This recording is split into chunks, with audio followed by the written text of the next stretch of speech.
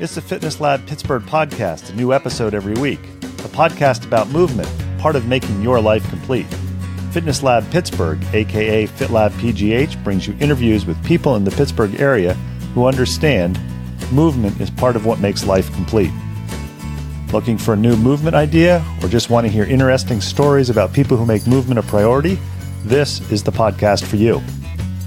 Whether you consider the gym, dojo, or fitness studio your third place, or just want to learn more about movement, activity, and fitness to enhance your life, give FitLabPGH a listen. We interview locals in the Pittsburgh area who make Pittsburgh a great place to move. Subscribe to us on Apple Podcasts, Stitcher, or Google Play, or check out our website for other subscription options. Subscribing is free and gives you notifications when we release new episodes. Each podcast episode will be long enough to pique your interest and short enough to hold your attention. Have an idea for an episode? Know somebody we should interview? Or just want to connect with us? Drop us an email, fitlabpgh@gmail.com, or follow us on Twitter or Instagram at FITLABPGH. Already a fan of FitLabPGH? Check out our sister podcast, Moving2Live. Moving2Live is a podcast for movement professionals and amateur aficionados. Moving2Live offers weekly interviews with movement professionals featuring topics from career development to coaching tips and education resources to advice for parents of student athletes. We look forward to hearing from you, and we hope you enjoy our next interview, starting now.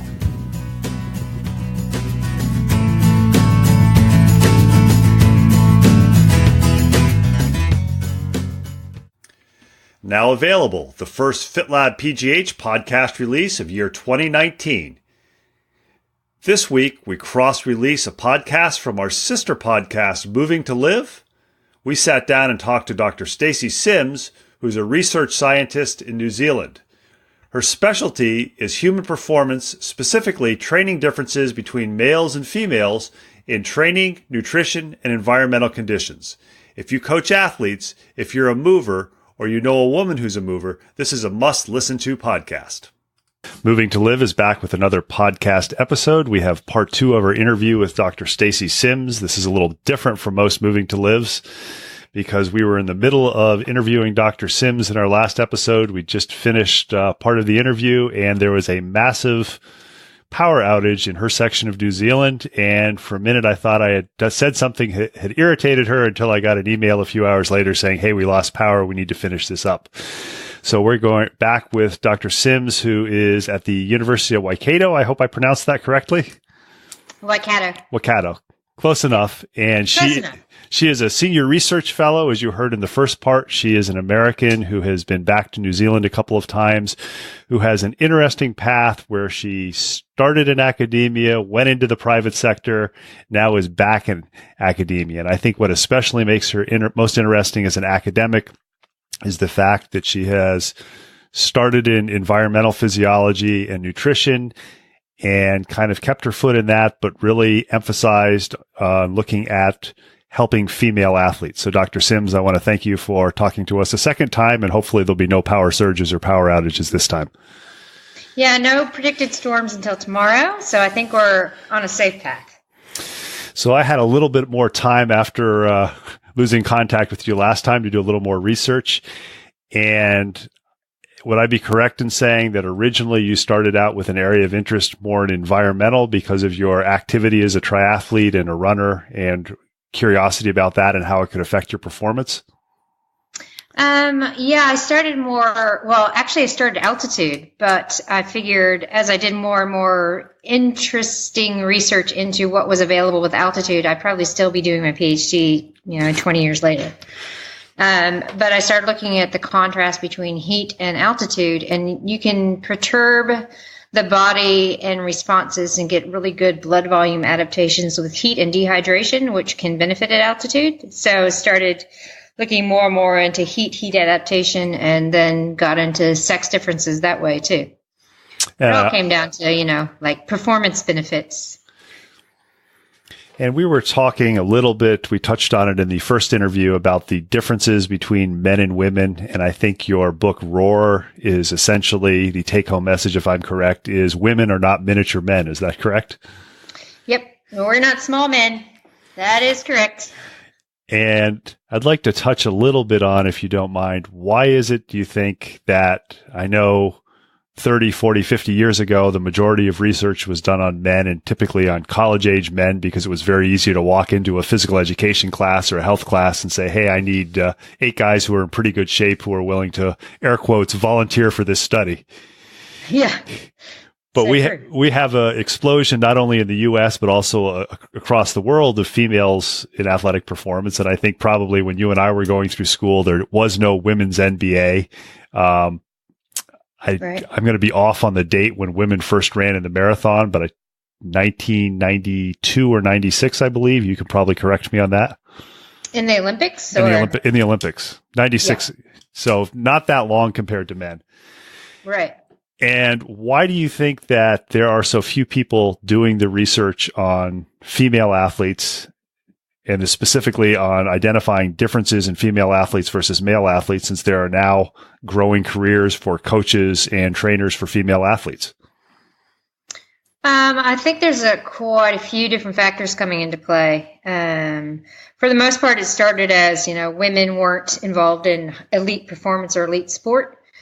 And then, going and finding the 8 to 10 college-age men was relatively easy. And designing a study when you didn't have hormone perturbations in it was easy.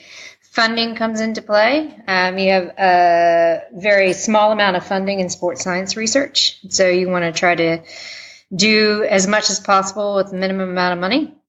And then people are just like, well, men and women are pretty similar, so we'll just generalize. And there wasn't really a big push. But then as women started getting more and more involved in sport, and you have Title IX that comes into play, and then you start seeing differences in performances and women really wanting to get that extra 2%, you had to really start pushing through the taboo of saying the word period and having that conversation with coaches, which is still difficult. I mean, it's not very often that you have a coach who takes on an athlete and some of the first things he talks about is your menstrual cycle. Like, a lot of women don't talk about it, or they talk about it with their teammates, but they don't talk about it with their coach. So breaching that first can start opening up things. And then as that's starting to become less and less taboo, you're seeing it spill out into the media. People are talking about it. And now people are picking up in the research world going, oh, well, this was in the media and these things are coming out. Well, we should really see if this is anecdotal or true. And that's kind of what you do, trying to show that there's evidence that it's not just anecdotal, but it is true. Yeah. And I've been doing it for 20 some years. It's just now it's finally taking on the wave. And I think when I first started looking at your research and considering to ask you to be on the podcast, one of the things that really popped out is much of the stuff that you're doing, even though it's going to be elite athletes who are looking at it and elite coaches, this really goes across the spectrum, starting with youth athletes and even with quote unquote masters athletes or recreational triathletes, runners, cyclists. And yet I would say the majority, having worked as an athletic trainer and done a little bit of coaching with masters athletes, the majority of coaches just are still at the point where, well, here's a training program for a marathon, or here's a training program for a masters swimmer. And the training protocols are essentially the same for men and women, or very close, without bringing into account the differences. Yeah, for sure. Very much so. And it's very frustrating to see that, because there's been some new research that's come out just in the past year looking at training according to the menstrual cycle. Because if you have an estrogen surge, estrogen is very anabolic. So people can really hit PRs and push the power right around ovulation when you have an estrogen surge. And then when you have estrogen and progesterone low, which is like the first day bleeding up to ovulation, this is when our female's physiology and female's responses are very much attuned to hitting the top end power and doing the really high intensity stuff. But as estrogen and progesterone start to rise, there's a shift in metabolism where we can't really access carbohydrate. Estrogen and progesterone cross the blood-brain barrier, so women, quote, lose their mojo. They get central nervous system fatigue a lot quicker. So there are lots of different things that change. So if you're on this, like 3 weeks on, 1 week off, without considering what's happening from a hormonal level, you're really leaving a lot of performance potential on the table. You start changing it up and looking at where a woman is in her cycle and manipulating the training program to meet the physiological benefits of those hormones, and you can get a lot more out of the woman. Would it be correct to say that this is, in essence, a type or a style of periodized training? It's just rather than having a 3 weeks on, 1 week off, it might be slightly different from one woman to another, depending on the length of her cycle and where she was in that particular phase?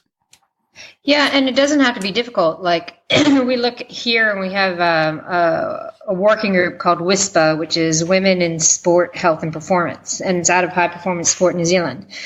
And you're looking at team athletes, and the biggest implementation change besides tracking the menstrual cycle is when you get a woman or a team of women in the gym, you're going to have women who are within the same phase. So you can say, okay, you guys are all in the low hormone phase. This is the kind of training you're doing today. You guys are in the high hormone phase. This is the kind of training you're doing. So it doesn't have to be each woman has to do something different. You can group people. And I think the stopgap is when people start thinking about, 28 days and all these hormone perturbations and putting a woman doing this and this and this, it becomes in the too hard basket. But you just have to take a step away and say, okay, well, if this is a group of men and these guys had ankle injuries and they can only do upper body stuff, and these guys have shoulder injuries so they can only do lower body stuff, you would manipulate the training to help that. So you just have to kind of think outside of the ups and downs of the hormones and just try to group them. I know I had the good fortune to interview Don Moxley, who's done some research and data collection with the Ohio State wrestlers as far as manipulating the training loads for maximizing performance.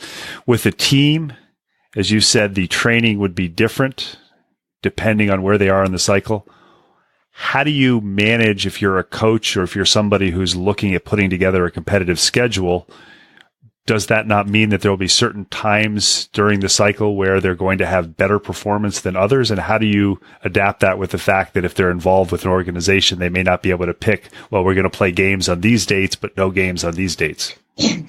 Yeah, and see, then this becomes I'm thinking it's too hard, but it's not. It's not about a woman having from a performance perspective when you have to go for an event, right?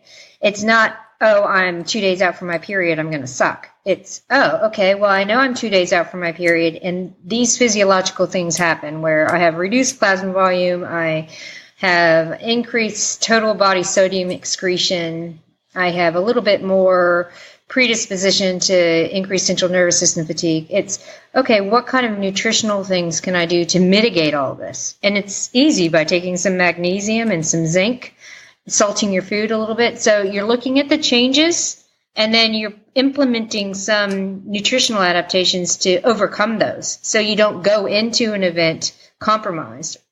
You go into the event firing as best as you can. It's just training is one thing, and you can really work with the menstrual cycle to get that top 2% if you're working with the menstrual cycle for the training. And then when it comes to the actual event, depending on where it falls, there are specific things you can do to manipulate the body and those physiological responses to fire as best as you can. Would there be, if somebody was, for example, I know last year they brought together a bunch of men to try to break 2 hours in the marathon. Yes, I know. So would there be the potential, or would this be something if you were coaching athletes or female athletes and they said, okay, we want to, in a controlled environment, try to break a specific time, whether it's the marathon or the hour record in cycling, where if you were working with a specific athlete based on their time in their period, where you say these would be the days what might be best to do this? Yep. Yeah, for sure. And ironically, it would be like day 1 or 2, with day 1, this onset of bleeding. Because what happens is, a woman will feel fantastic the day before, the day of, or the day after the bleeding starts. Depends on how fast the hormones fall. And if you keep track of wellness and performance, you'll see that there's a power and speed surge around that or around ovulation. So you can actually pick the days that record could probably be broken. So there is the potential, am I correct, if you've got two different teams, and depending where the different teams are in the phase of the cycle, that one team could potentially have a physiological advantage. Is that correct? But if you have two teams, not everyone's going to be in the same cycle or right. Same part of the cycle, right? Right. So no. No, I guess you're doing individuals. I guess I'm not explaining. You said that if you have a team that's all training together, they will kind of, and I will use the incorrect terminology because this is not my area of expertise, so please correct me, but they will kind of phase up, so they will be in the same, they will have similar period cycles. Is that correct? No, that's all anecdotal. There's actually no peer review evidence to show that women will sync up. Then I misunderstood what you said, and I apologize. No. What I was saying is that, like, if you have a team of women and you can actually train them based on their cycle, then you get better training adaptations. But if you're looking to break like the 2-hour record or something, then you can pick the individuals and follow their cycle. And there are specific days where women can really fire a lot better for one performance metric. So was I correct then in understanding then with the teams, with say if it was a team of 10 women, for the training, some women may do slightly different training each day depending where they were in the period?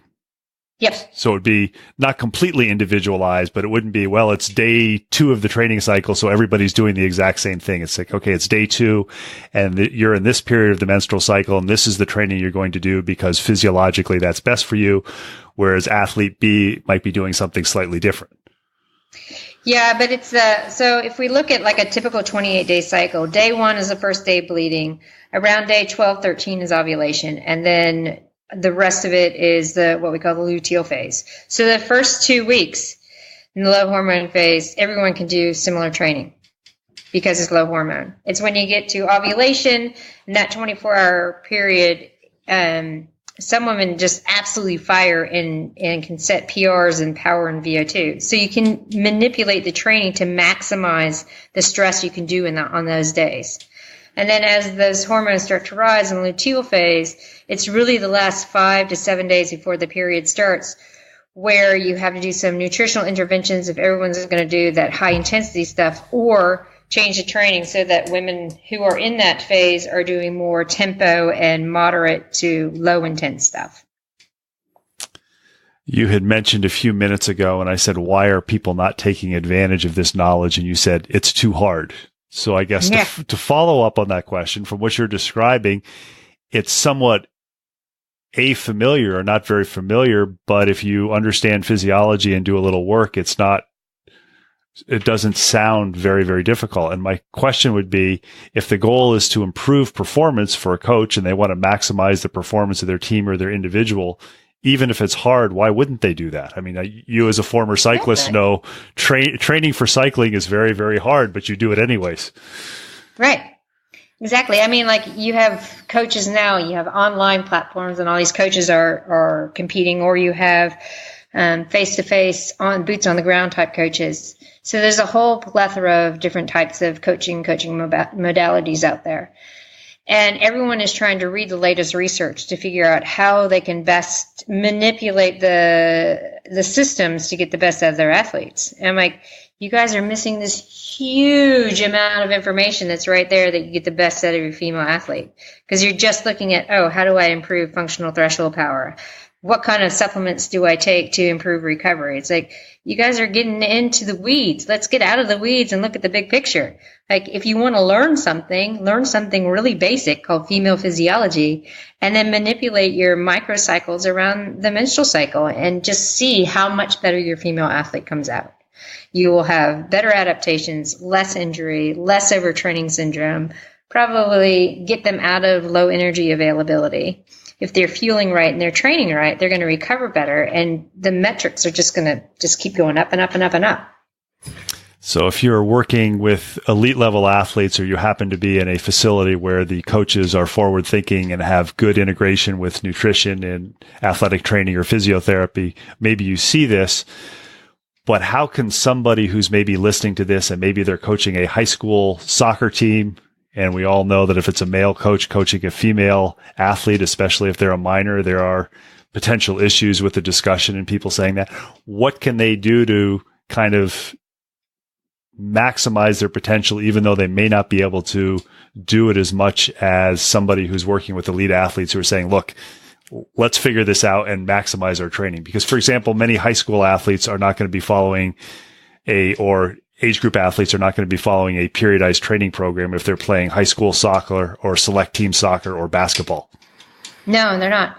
And we have this discussion with youth development athletes here and their parents and coaches. The number one thing they could do is get the female athlete to track their own menstrual cycle. And what I mean by that is writing down how they feel, what their performance is, because you'll start to see patterns, right? Over the course of 3 cycles, these apparent patterns will come right out. And once the athlete becomes very self-aware of what these patterns are, then they can have that conversation with their coach going, well, I know I'm going to be really flat today. Or, I'm not going to be able to hit these intensities today. And it doesn't have to be that in-depth conversation saying, oh, I'm ovulating today, so I know that. It can just be like, well, I've been tracking, and over the course of these, I've found these patterns, and I know this is going to happen. So when you have those easier, not so specific conversations, and it's coming from the female athlete, or even if the young female athlete is telling her parents, then, the parents might be able to say something to the coach. So it doesn't have to be so difficult to talk about if you give the athlete the tool to track. And there's something like Fitter Woman app, FITR Woman, and it's based on female athletes, and they're able to go in and put in what their training is, how they felt, what the intensity is, that kind of stuff, and give you a really good opportunity to track your training and wellness versus your cycle. Would you say, with your experience and your expertise, this should start as soon as the athlete starts menstruating, or is it something that they should start when they start to get at a certain level of competition? This is where sitting next to my sociocultural colleagues and how they all talk about female athletes in sport becoming very self-aware. And like, as a young 13 or 14-year-old who starts her period and it's all a big thing, it's like, instead of being shush taboo about it, if you give them the opportunity to understand what's going on and track it and really be able to figure out what's going on, it is kind of empowering across the board, not just for sport, but for other things too.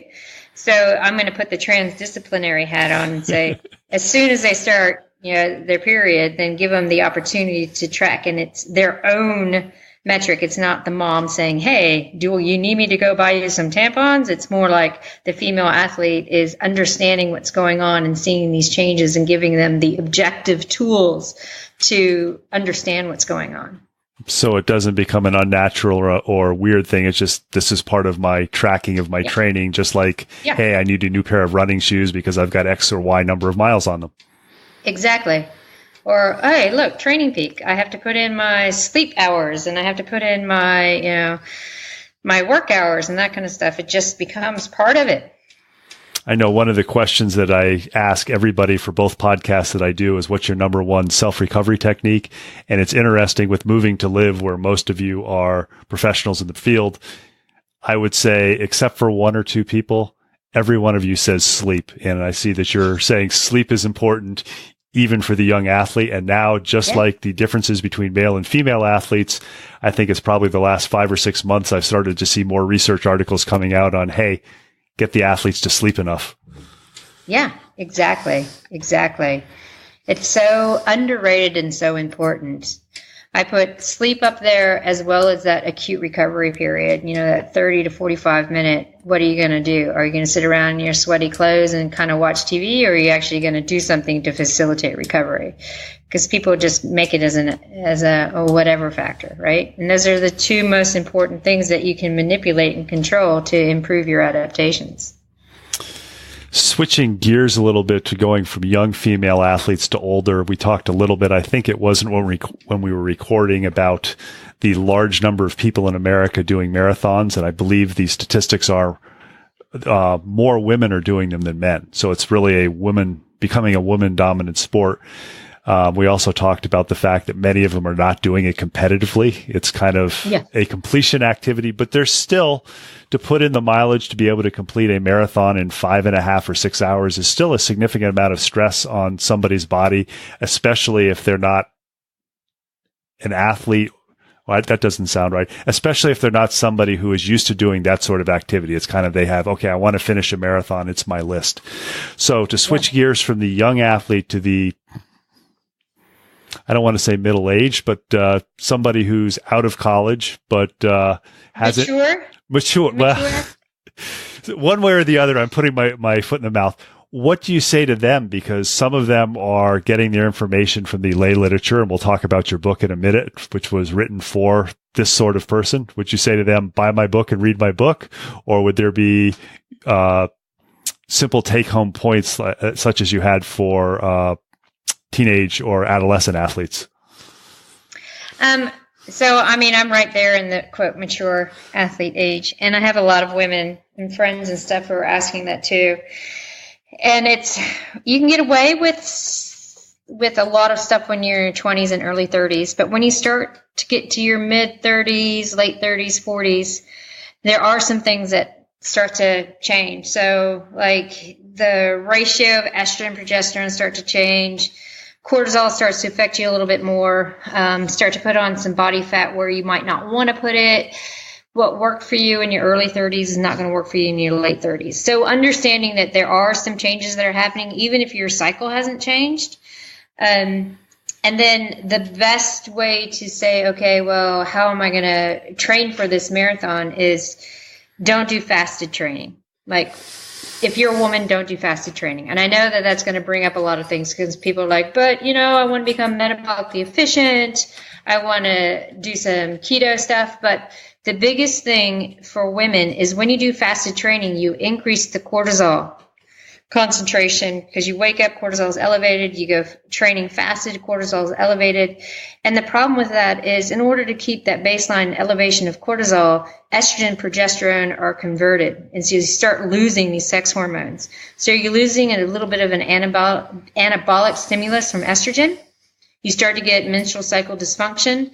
And a lot of the women that I see who come in and go, I don't understand. I'm training for this. I'm training hard. I'm doing the best that I can, but I'm putting on body fat and I'm getting slow and tired. It's because they're starting to get this undercurrent of endocrine dysfunction. So biggest things is like just a small amount of food to bring your blood sugar up, maybe 100 calories of carbohydrate and protein, right? So that you dampen that cortisol response and then you can go out and get really good training metrics. And again, this is a recovery. It's like we're all busy. And it's like, I got to get up at 5:30, get my run in, come home, the kids are awake, got to do something for the kids. But the first thing you step in the door is get a little bit of recovery, part of your breakfast before you start taking care of the kids. And I know it's hard. I have a daughter who's 5.5 and is crazy town when you wake up in the morning, but put your recovery first in order to get those adaptations. Somebody's listening to this, and what you alluded mentioned a few minutes ago, there are all kinds of coaches out there who are coaching in all kinds of venues. And I'm sure we could devote an entire episode to talking about what's proper training for a coach, but that's really not what we're here for. Somebody maybe hires a coach because they give a training plan, because there's a lot of people who just don't have the background to design a training plan to run a marathon or to complete a triathlon or to do a trail run. And the coach doesn't mention any of this. They don't mention. So this is somebody, if they're listening and they're reasonably well educated because they're listening to Moving to Live and they're recognizing, hey, this isn't working for me. Maybe I'm putting on a little body fat, or I just don't do well on this fasted exercise bout that my coach tells me I need to do every morning. Is the next step for them to pick up your book that you published last year? Yeah, or I've written a lot of columns and stuff as well. So like for women's health and shape and runner's world and stuff, there's lots of information out there. Of course, I'll say buy the book because, the marketing people want me to say that, but there's lots of really good articles and blogs and stuff that I'm associated with that will bring up this. I've done some other podcasts for some endurance spaces, so they can find that information too. But the biggest thing too is like they'll go on to Runner's World or Triathlete and they'll download a training program that's just so generic. Please don't do that. Ironman in 12 weeks. Yeah, please don't do that. Invest some time to find someone who's going to work with you because every body is different. So if you have a coach that you can interact with, it doesn't have to be super expensive, but invest the time and the money if you're going to do an event to get you to the other side healthy and able to perform. That's probably the best advice I've ever heard. I know when I did my first Ironman, as a doctoral student, I actually hired a coach. So I wouldn't have to think about it. And I think as a graduate student, I think I hired him for 3 months. He said, that's all you need me for. Just be ready to do this amount of training for a 12-week block period. And I think it was the best $300 or $400 I ever spent because whenever I doubted what I should do, I could send him an email or give him a phone call. And I still remember telling him, I just don't feel really good on the bike for the first 40 miles. It's just really, really uncomfortable. And I had been doing triathlons for probably 10 years. And his response was, how many miles do you ride in an Ironman? It's like 112. He goes, so do you want to feel comfortable at mile 40 or comfortable at mile 90? And it was kind of the light went on. It's like, oh, yeah, I guess it really is hard to coach yourself. It helps to have somebody as a sounding board to tell you you're not special. You're not unique. You're just like everybody else. Yeah. Yeah. I mean, like I know too much to coach myself. So like I'm going to go do this crazy, world championship race on the Gold Coast in September. And I have a coach, right? Just invest a little bit of time just so that it takes away that doubt and that all those things. It's like a little bit of time and money for someone else to guide you is just one of the smartest things you could do as an athlete. And I'm not saying high performance athlete. I'm like, if you have a goal and a motivation and you're moving, you're an athlete. It's your performance potential. Don't screw it up. I do have a question since you've done quite a bit of research and you are internationally renowned since you're in New Zealand, very well known in your field.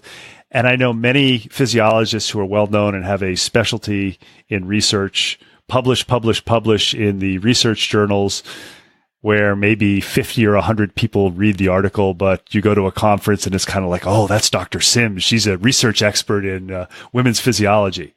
And you've made the conscious choice, I've noticed since you've written a couple articles in the early 2000s for the SCJ, you've made a conscious choice to do that, but also go outside and give it to the general public. Yeah. What made you do that, or why are you doing something that in a good way, I think, is atypical from many physiologists and researchers? Yeah, and it's kind of biting me in the ass right now because in New Zealand you have this thing that's called PBRF, performance-based research funding, where the government will allocate certain funds depending on the university's grade of staff. So if you have a lot of scientific high-impact journal publications, then you're going to have a higher grade. And right now I'm like, hey, look at that. I have a lot of layperson things and a lot of conferences and stuff, but they don't boost my grade that much. But you know what? I don't really care. I care that people get the science-based information to help themselves be the best athlete and health person they can be. So, I mean, like you write an article in a high-impact journal, you write an article in Nature, and what? You might have, 100 people that'll read it. Right? What are those 100 people going to do? Do more research. How is it going to get to like my mom or my sister who want to be healthier for their life? It's not. But the research that I do, I want to be able to translate and help people, right? And so it's like, yeah, I'll try to publish and I'll do as much as I can to keep that academic side of things growing. But the end all is I want people to integrate it into their coaching practice or integrate into their life and have that scientific-based information just available. I think what you're referring to is helping to avoid the blog clog. I interviewed Leslie Bonsi, who's a nutritionist, and she said, I do a lot of this writing for people that aren't necessarily other nutritionists because I want to put good information out there. And it sounds like you're doing that in a similar way. Yeah. Yep. I know you got a lot of publicity for your book, Roar, when it was published. If you could just kind of briefly describe that to the listeners, because we have a dichotomy of listeners, not all who are big in the endurance world and doing triathlons and things like that, but they may want to know what that is and recognize just what you said, that anybody who moves and is active is an athlete and can benefit from some of the information. Yeah, so it came about kind of and not really haphazard way, but Celine Yeager is a really good journalist, and she has Fit Chic, and she writes a lot for bicycling, but she also writes a lot for women's health and a whole bunch of other things, has quite a few books out. And we connected when I was helping her do some stuff, and she participated in one of my women's only camps. And she's like, you know what, Stace, you have all this information. You're helping people like one or two at a time. Let's try to get this information out on the big scale. And I was like, well, I can't write a book. She's like, no, what we're going to do is we're going to pitch this to Rodell, and I'm going to translate all your science speak into layperson terms. And oddly enough, Rodell loved the idea and said, yeah, we'll take this on. So over the course of a year, she took all the science speak and translated it into really good, easy to read language. So I'd write something and she's like, I have no idea what you're saying, so let's translate it. And it's pretty much everything that has to do with the past 20 years of research and implementation of how you should train as a woman, how you should eat across the lifespan. Are you pregnant? Are you postpartum? Are you perimenopausal? Are you menopausal? Are you premenopausal? All the ups and downs. Are you on an oral contraceptive pill or not? Are you on progestin or not? Are you going to go to heat or altitude? And all the different things that you can do as a woman, just the small tweaks and changes to really benefit you from a training and nutrition scope. Intended for female athletes, but also from that description and from what I've seen, anybody who works with female athletes can probably pick it up and pick up some ideas. And here's the real big benefit for it. Unlike so many other books on these topics, it's available in a Kindle app. That's right. It is. And from what I saw last week, it's been translated into 17 different languages. Of which you speak all of them. Oh, no. I wish, but no. So I was at Interbike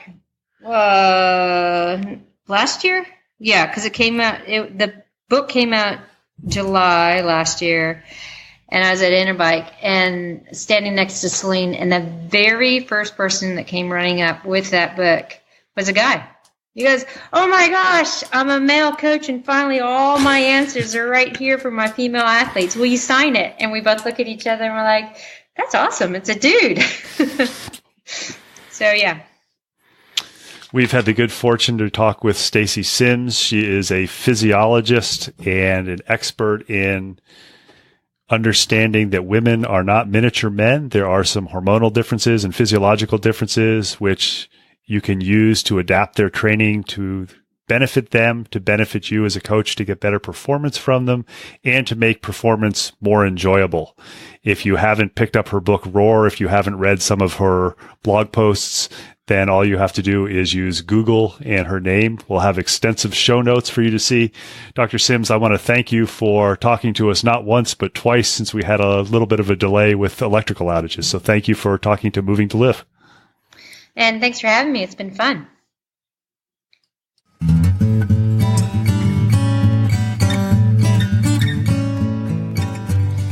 Thanks for listening to the latest episode of Moving to Live.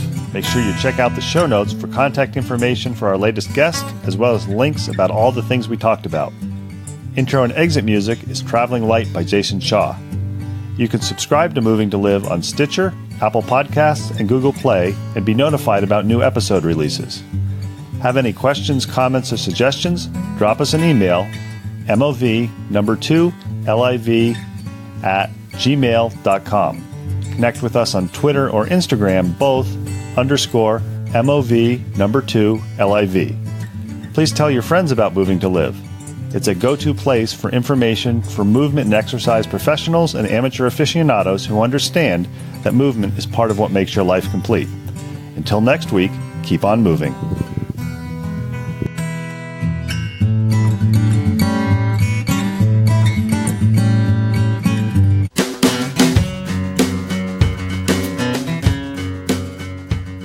Thanks for listening to the latest episode of FitLabPGH, brought to you by Moving to Live. Intro and exit music is Marathon Man by Jason Shaw. Check out the show notes for contact info for our latest guests, links to other information mentioned in the episode, and links to our sister podcast, Moving to Live. Moving to Live is a podcast about movement and exercise for professionals and amateur aficionados. Moving to Live offers topics from career development to coaching tips and education resources to advice for parents of student athletes.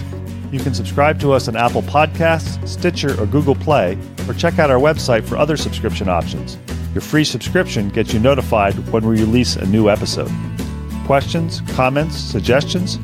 Email us at fitlabpgh@gmail.com or follow us on Twitter and Instagram at fitlabpgh and like us on Facebook. If you enjoy our podcasts, please tell your friends about us and consider leaving us a review on Apple Podcasts. Make FitLabPGH a go-to place to learn more about movement in the Pittsburgh area. Until next time, keep on moving.